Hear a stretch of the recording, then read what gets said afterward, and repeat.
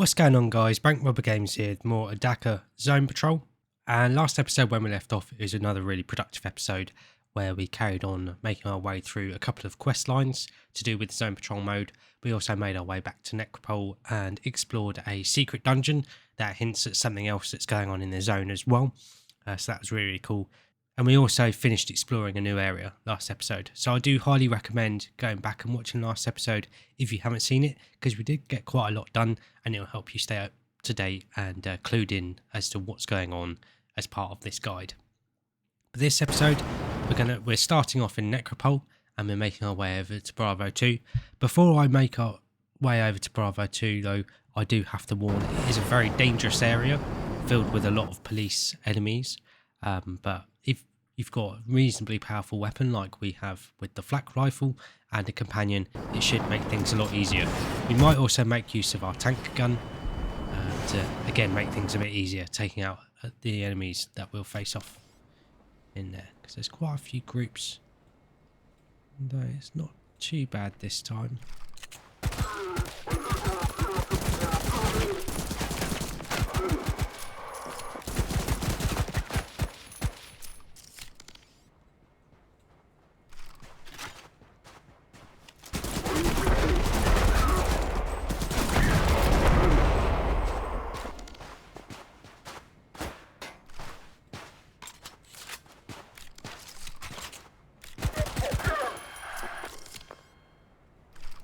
Thankfully with our goggles as well, we can see through walls and make sure the enemies don't sneak up on us.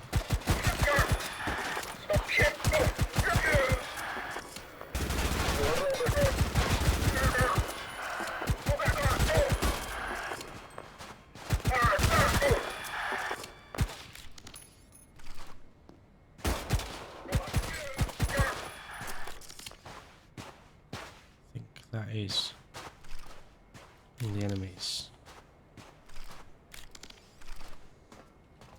In this first building here, we do have a target locator. You'll notice this artillery truck here.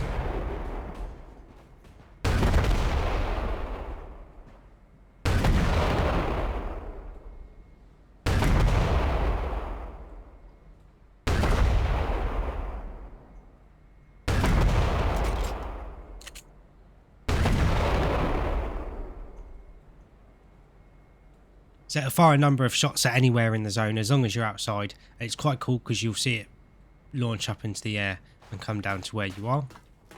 But it does take the place of a main weapon slot. If it was a sidearm, I would recommend picking this up.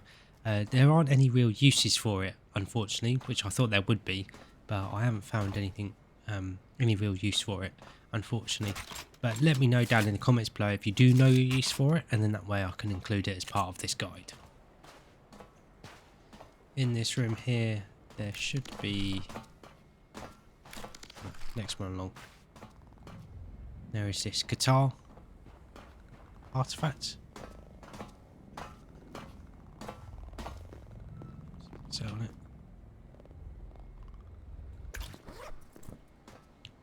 I do remember this being up on the bed though, so I'm not entirely sure what's happened with that.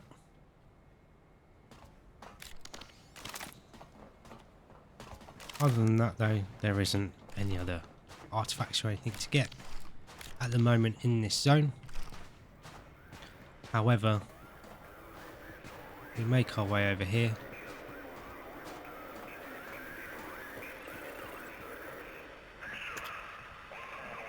We do get a quest entry. There is a interplanetary comms array, and that will be useful later on in the series. Not much to do overall in Bravo 2, but it is quite a dangerous area still. So we're just going to make our way over into the Pines, and as you can tell, it's an absolutely massive area with lots of hidden things in it, and yeah, it's just a really cool area overall. There are, however, a couple of things that I do need to mention for you guys about this Pines area. One of which is you need to keep a lookout in the skies. If you see something flying overhead, follow it that's all I'll say for now. Hopefully we will come across it. Well, I'll make sure we come across it as we make our way through this area, and it will be included as part of this guide. And also, if you see a blue fox or dog, I'm not entirely sure what it's supposed to be. I think it's supposed to be a dog. That looks like it's made out of the same thing that was in the Arrowhead 1 bunker was made out of at an earlier part in this guide. If you go up to it and pet it, it will take you to a location that will transport you somewhere else as a guaranteed way to get there, because otherwise it is a random chance to get there. I'll explain more as we make our way through the Pines area, and it will make more sense as we do that. And it is all stuff that is going to be included as part of this guide. So I know it doesn't necessarily make the most amount of sense what I've just said, but I just want to try and not spoil anything until we get to it as part of the guide for you guys. But don't worry, it will be included.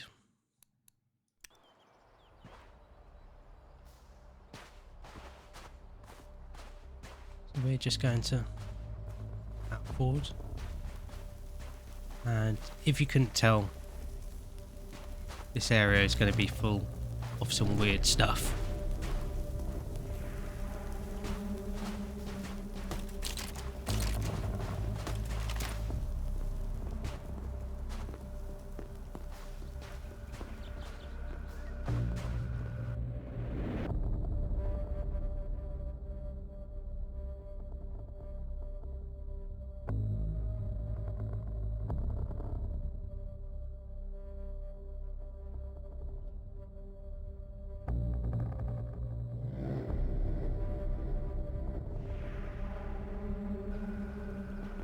So yeah, even the experts are confused by this place.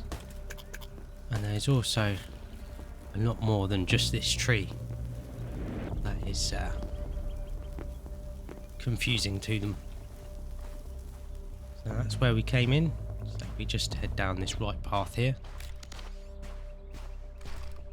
Been quite lucky this time. A lot of the time I found enemies do spawn down here as we enter this area.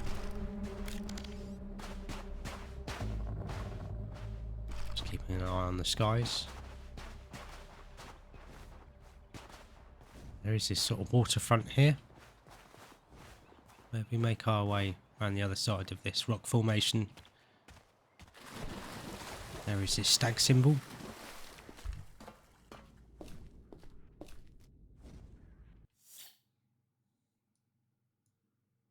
See, it's marked on our map. Don't get any codex entries for it though. At first it looks like there isn't really anything for us to do here, but you will notice this grate in the floor is broken.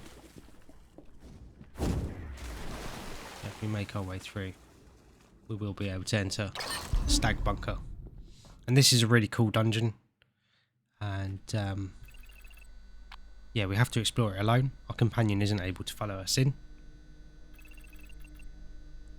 But like normal, they'll meet up with us later when we exit this dungeon.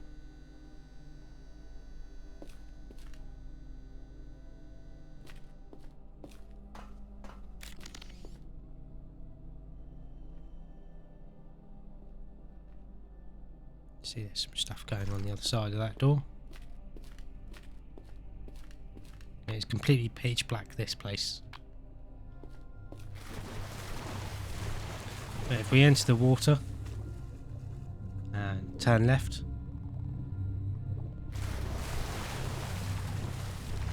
there is an artifact in this room along with a data cache. Now we're going to pick up the data cache and then head back to where we entered the bunker and put it here for safekeeping. See the exit just there.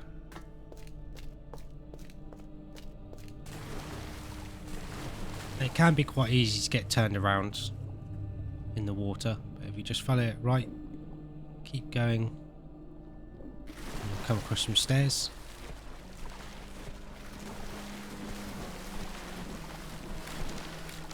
And just to warn you, there are some of those creepy enemies ahead of us that we need to be careful of. And it's a lot easier if I don't get stuck.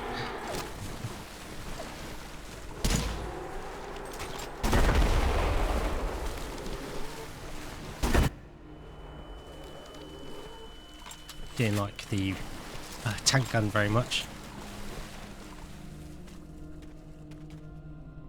And I didn't know there was a red weapon chest in here.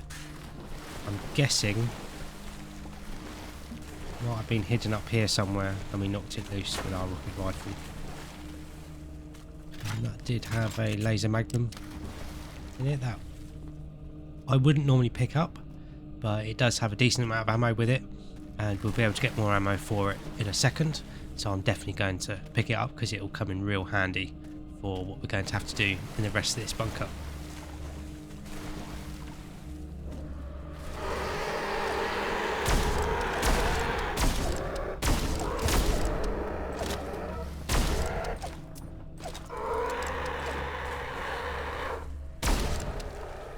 The laser magnum is also one of the only other weapons I'd definitely recommend purchasing. Maybe look down here. There is a door we can go down. And that does bring us out to this room here, where we can open up a shortcut. That's where we first went into the water. And that's where we came out of the water. But in this room here, there are 2 artifacts for us to find. And there is a grenade stash and an ammo stash. So if ever you're low on ammo, you can just enter the stag bunker, make your way down here and top up here. There is also a pulse rifle that spawns guaranteed. Very, very powerful weapon. And again, you can top up on ammo whenever you like. I think just because we have used the tank rifle quite a lot and I don't want to rely on it too much, I am going to switch out to the pulse rifle just because it is a very fun weapon. And another weapon that I would say is probably worth purchasing from Rook over in the South Ridge area.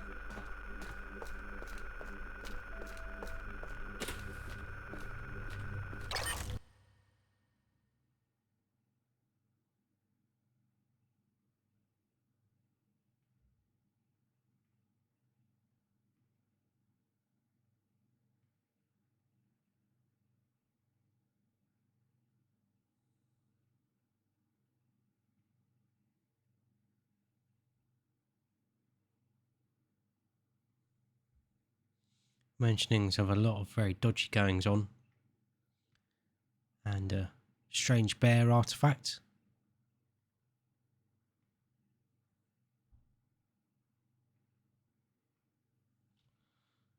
And sounds very similar to something out of the SCP Foundation, this.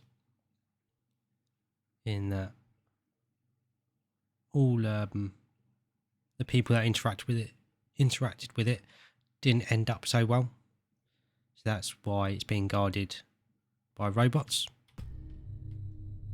And the robots aren't hostile to you as long as you do what they say.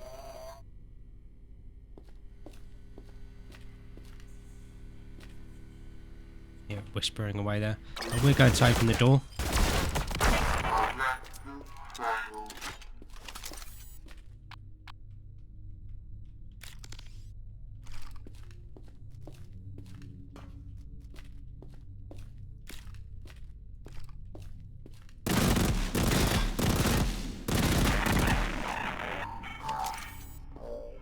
Robots don't seem to be moving around too much, making our job a bit easier. Normally they, last time they were quite a bit more aggressive. See, one of them is armed with a light machine gun there. Can make them quite dangerous. They are quite tough, and it is the reason why I picked up the laser magnum.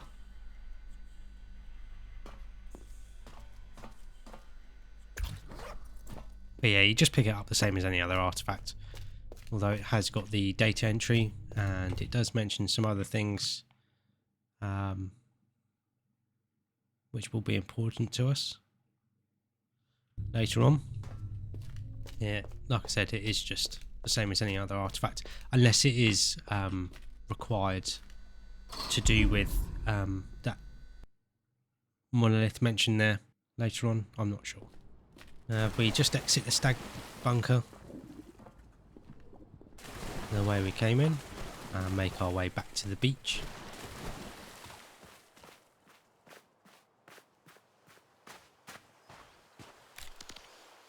And at the start of the episode, or when we entered this area, the dog or fox, I always seem to find them over here.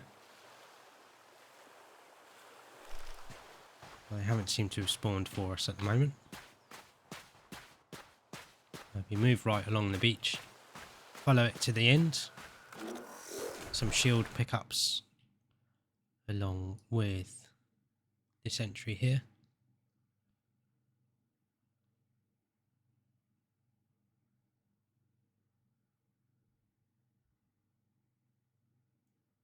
And they landed in the zone and obviously didn't do so well.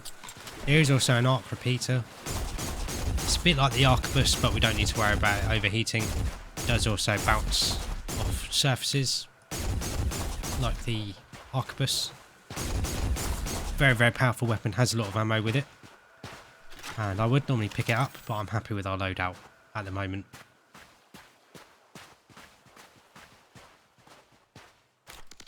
You look at the ship here.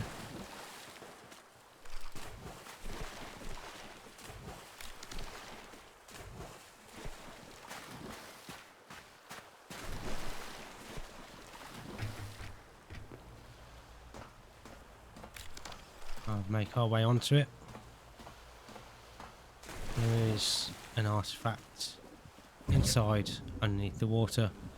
You might have been able to see is a skull. Creepy.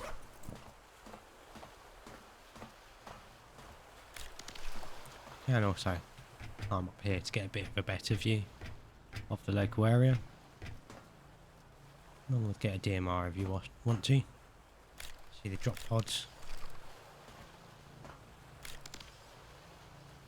And some other things that might be happening in the pines.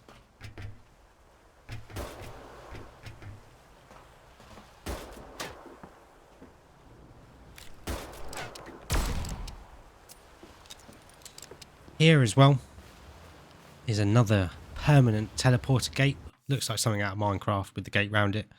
And I've mentioned the blue dog a couple of times.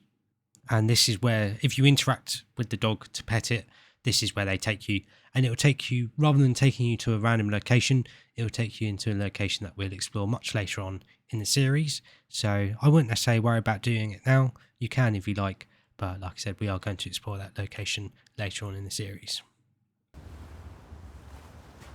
So we carry on going this way to the other side of this river.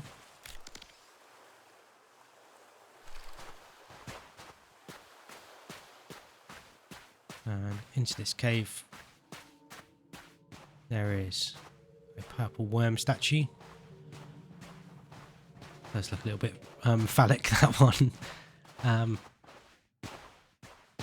But yeah, they're just like little Easter eggs that are dotted around the zone patrol mode.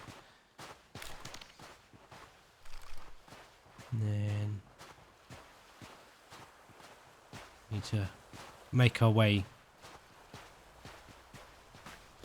up here and onto this rock.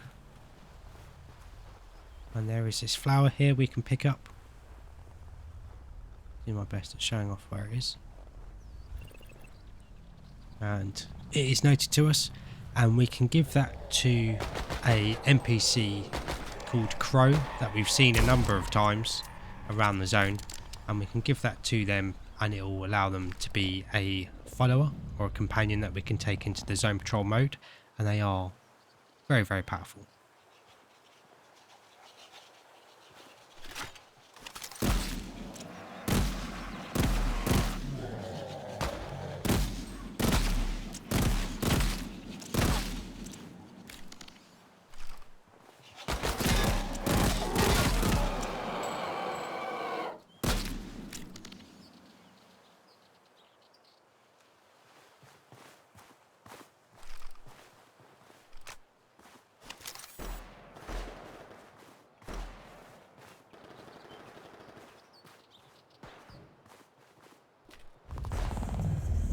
come to these stairs, we can hear something talking to us. But I've never had it say anything that you can actually make sense of.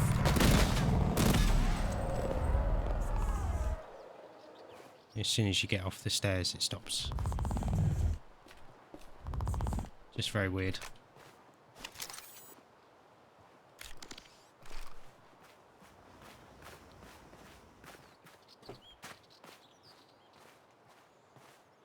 Now, over here there is this strange monolith. So it goes right down into the ground. More bugs.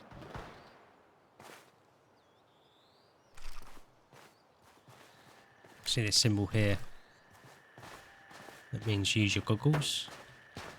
And that'll make sense in a second. But if we enter this room, see this computer still telling us to go to there. And here is where you can pick up the phantom goggles if you don't want to purchase them from the vendor in Necropole. You can pick them up here every time you enter the zone, so you can still make use out of them. And there is a little data entry here about them.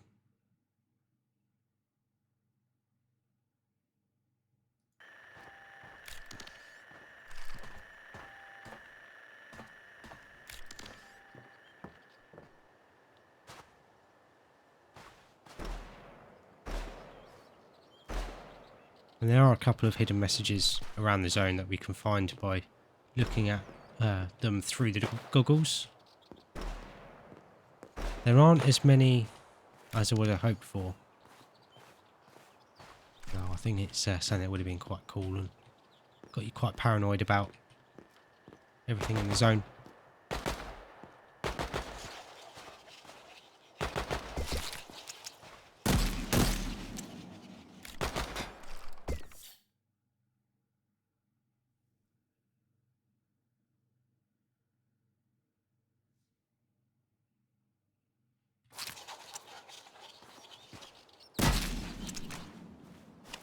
Now if we go back to the train tracks,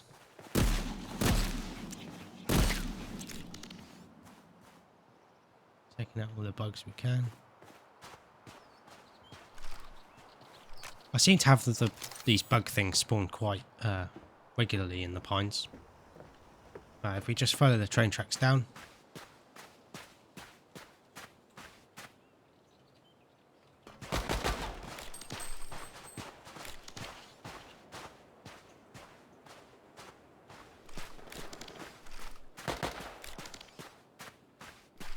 you'll notice in this train car that's marked with a strange symbol that we've seen quite a lot, there is an artifact.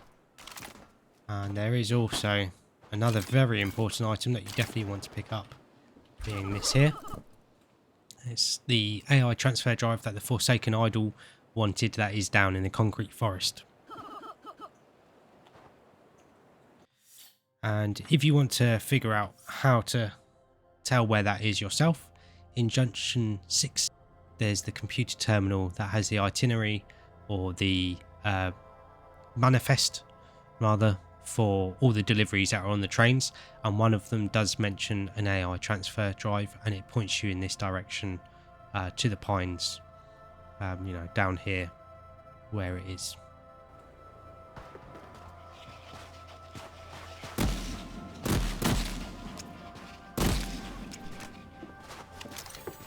And then here, for some reason, there is this rook symbol on the wall here. And like I said before, normally if there's any symbols anywhere, they tend to be important. And I have a feeling that there was going to be another zone down here. But as far as I can tell, there isn't actually anything for you to do down here. So let me know down in the comments if you know of anything up here and why this symbol is here. I have a feeling that this was supposed to be another entrance to another zone, but it was just cut from the Zone Patrol mode. I mean, there's already loads of content in the Zone Patrol mode, given the fact that it was made by a single developer. It is really, really awesome.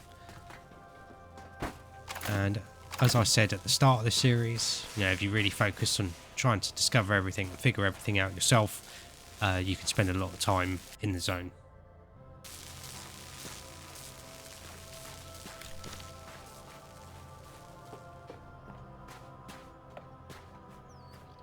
Keeping an eye on the sky again to make sure that we don't miss anything.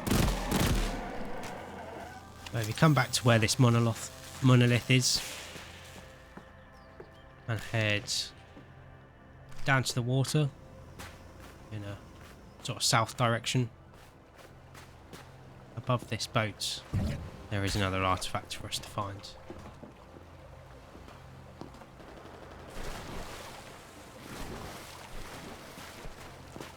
Totally meant to do that. There is another systems terminal here you can use as well.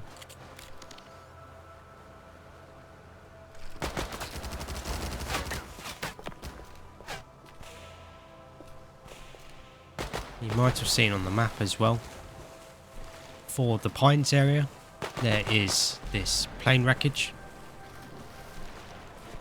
which I think is quite interesting. And there is a artifact in the cockpit.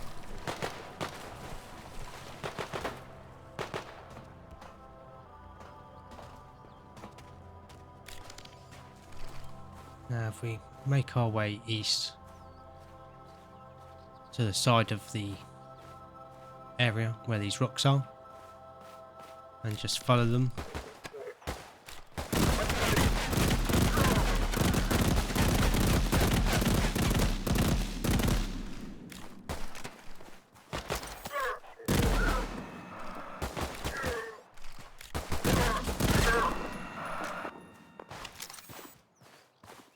there is the entrance to the Blue Caverns. Quite a useful entrance, that one, transitioning between the zones. Eventually we will come across this wolf symbol here.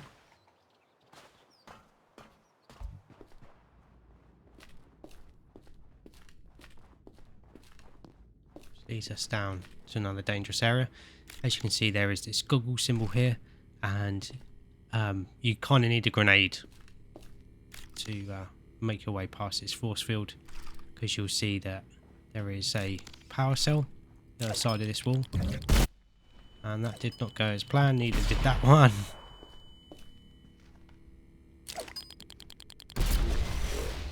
And that will allow you to take out that force field, and you shouldn't need to do that the next time you come down. It does save the fact that you have blown up the power cell. Now, looking at how long this episode has been, I know it's ever so slightly a shorter episode than a lot of the previous episodes, but I think here's a pretty good place to wrap it up, because this is a much longer dungeon than some of the others we've seen, and it's got some tough encounters in it as well. It's also very, very creepy at a couple of points, so I'm very excited to get back through this one. Hopefully this part of the guide has been clear for you guys to follow, but let me know down in the comments below if you're struggling with anything or you have any questions, and I'll try and help you best I can down there. Also, let me know if there's anything you think I've missed, and then we can talk about it there, because it might be included at later points in this guide. But hopefully you guys have enjoyed this episode, been enjoying the series so far, and found it useful. If you have been enjoying the series and also been finding it useful, make sure to like and subscribe for more, and in that way you won't miss out on the next part of the series and can follow along with this guide. But thanks again for watching. I always appreciate having you guys here, and I'll catch you guys in the next episode.